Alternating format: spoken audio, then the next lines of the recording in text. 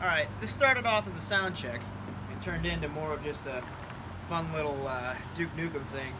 I can't remember if Duke Nukem ever dual-wielded rifles, but I know in Halo we did, so you could probably say this is like Halo 2 with dual battle rifles.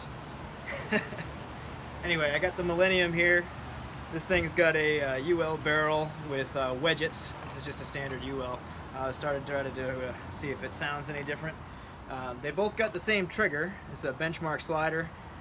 Same three-way, but they got different guts. So this has got the benchy slider with the, the bullet three-way, and it's just got the board CP barrel. So this has got a 680 insert in it, and this is just wedgets.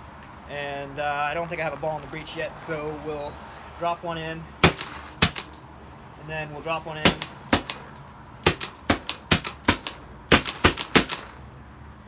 All right, let's go.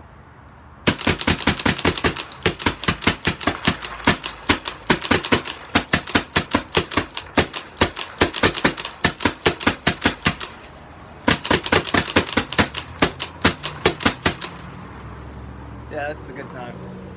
Thanks for watching, guys. When you got nothing going on,